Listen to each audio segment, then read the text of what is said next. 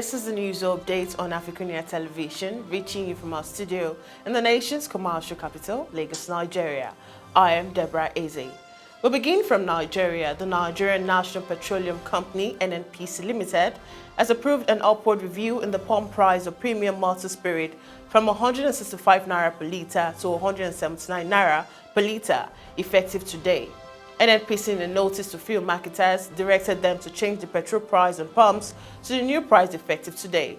This was even as the company equally increased the ex-depot price from 148.17 naira to 167 naira per litre.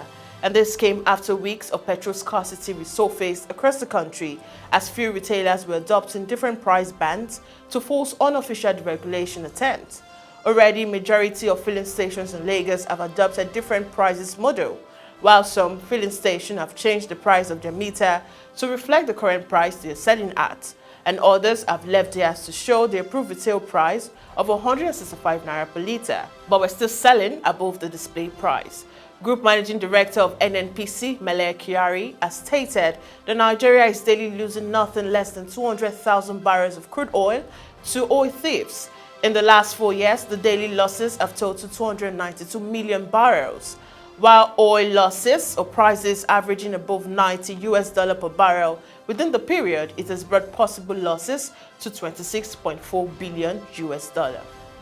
And now moving on, the Independent National Electoral Commission might be left with no option but to resume storage of sensitive election materials with the Central Bank of Nigeria. National Commissioner for Information and Voter Education, Festus Okoye, who gave the hint during a television program yesterday, said the Commission would resume engagement with CBN to resolve storage issues. The Commission made good its promise of sensitive materials used during both the Ekiti and Osun governorship polls were not stored with CBN but at INEC office in the state. Meanwhile, Transition Monitoring Group praised INEC in a post-election statement signed by its chairman, Awal Ibrahim Musa Rafsanjani. It commended the electoral body for complying with provision of the Electoral Act, especially with regards to improvising inclusivity by providing assistive technology for persons with disability and for efficient election logistic arrangements, which witnessed early deployment of officials and materials.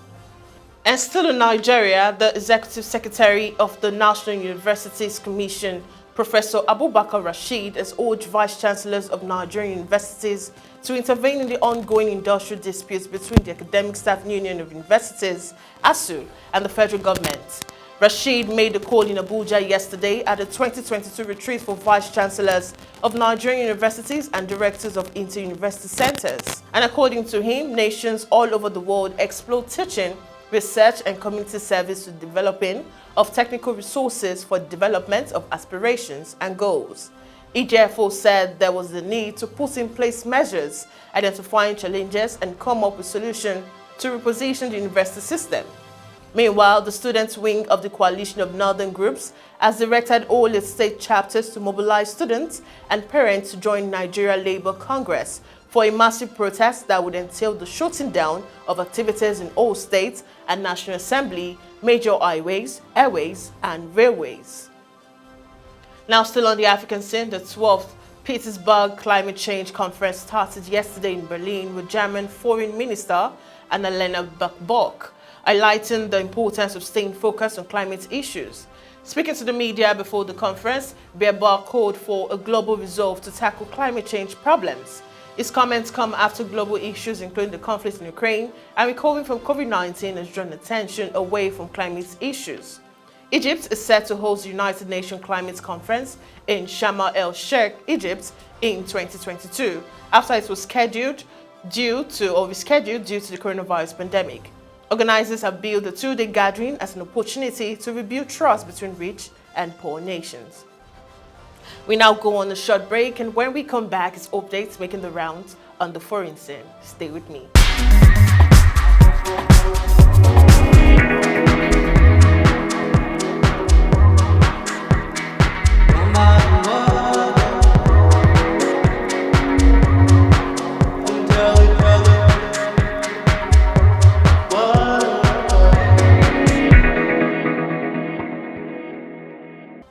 And now welcome back. We now head to the foreign scene. British military intelligence said on Tuesday, Russia struggled to sustain effective offensive combat power since the start of its invasion of Ukraine, and the problem is likely becoming increasingly acute.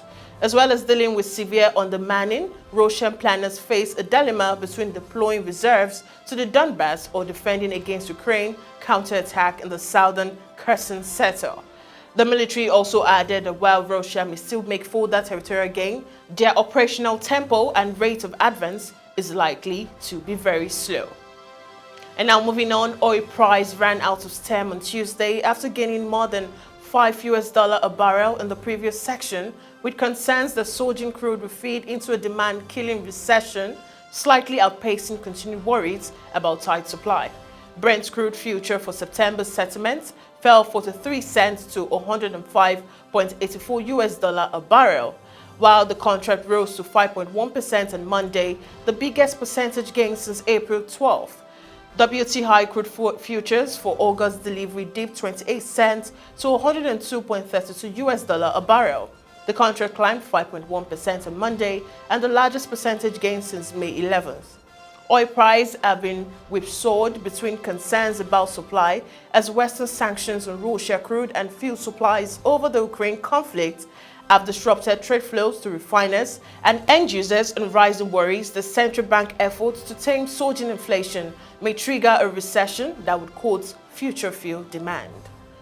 Now still on the foreign scene, Sri Lanka opposition leader Sajith Premadasa announced on Tuesday he had dropped out of the race to become president of the crisis-hit nation and promises support to a rival candidate set to take on acting President Ranil.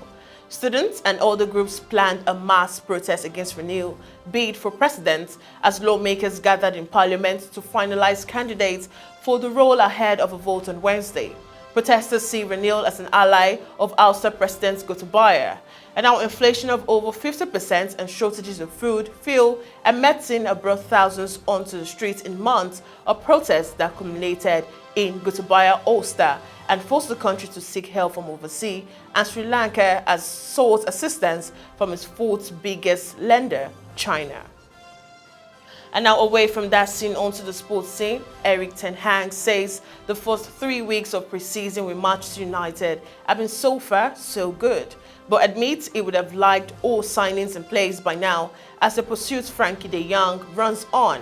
United returned to training on Monday, June 27th, and flew out to Thailand 12 days later, where they beat Liverpool 4-0 in Bangkok.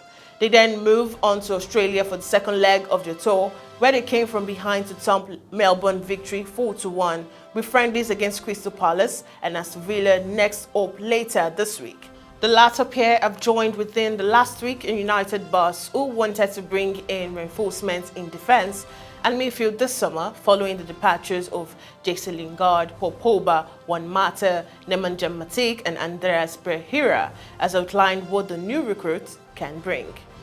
And finally, Morocco sealed their place in the final of the 2022 Women's African Cup of Nations with a penalty shootout victory over defending champion Nigeria in Rabat, but made heavy weather of it after having a two-player advantage for 50 minutes.